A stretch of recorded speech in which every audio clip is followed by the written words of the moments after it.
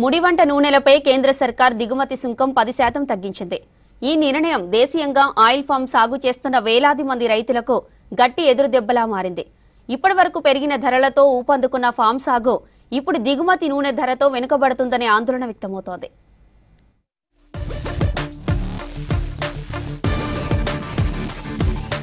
AP, Telangana, Odisha, తమిళనాడులలో భారీ స్థాయిలో సాగవుతున్న oil form పంటకు సంబంధించి తాజాగా కేంద్రం తీసుకున్న నిర్ణయం తీవ్ర ప్రభావం చూపనుంది. ముడివంట నూనెలపై 10% దిగుమతి సుంకం తగ్గిస్తూ కేంద్రం ఆదేశాలు జారీ చేసింది. ఇండోనేషియా, మలేషియా నుంచి దిగుమతయ్యే క్రూడ్ ఫామాయిల్ కి ధర తగ్గనుంది. దేశపు అవసరాలకు 90% ఫామాయిల్ ఆయా దేశాల నుంచే వస్తోంది. దీంతో దిగుమతుల పెరుగుదల, ధరల తగ్గుదల వల్ల దేశీయ రైతులు ఇబ్బంది పడే పరిస్థితి ఏర్పడింది.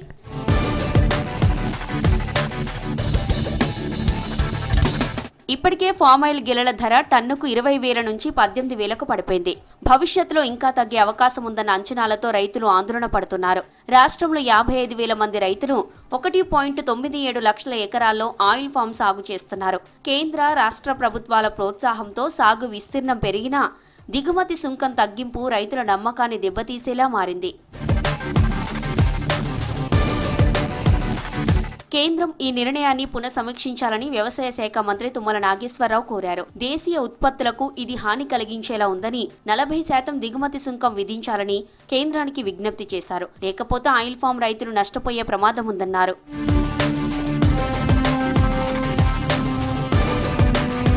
రైతు సంఘాల నేతలు ఆయిల్ ఫామ్పై సుంకం తగ్గించడాన్ని వ్యతిరేకిస్తున్నారు.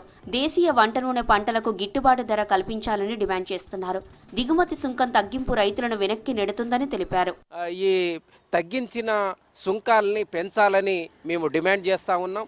ఎందుకంటే ఇప్పుడు ఈ సీజన్లో ఇప్పుడు జూన్ నుంచి సెప్టెంబర్ వరకు మనకు ఫామ్ ఆయిల్ గెలలనేటి ఈల్డ్లోకి అంటే ఉత్పత్తిలోకి వస్తాయి. ఇవి ఫ్యాక్టరీలకు తరలిస్తారు. కానీ ఇటువంటి నేపథ్యంలో సుంకాలని తగ్గించడం వల్ల ఇక్కడ రైతులు నష్టపోవాల్సిన పరిస్థితి ఏర్పడుతుంది. ఇప్పుడు టన్ను గెల 20,000 రూపాయలు ఉంది. ఇప్పుడు ఈ 10% సుంకాన్ని తగ్గించడం వల్ల ఈ టన్ను ధర దాదాపు 15 నుంచి 16,000కు పడిపోయే అవకాశం ఉంది. దీనివల్ల రైతులు నష్టం ఏర్పడతా ఉంది. విదేశీ దిగుమతులకు తలుపులు తెరిచే విధానాలు మన రైతులకు ఇబ్బందిగా మారాయంటున్నారు రైతు సంఘాల నేతలు. కేంద్రం నిర్ణయాన్ని పునఃసమీక్షించాలంటున్నాయి.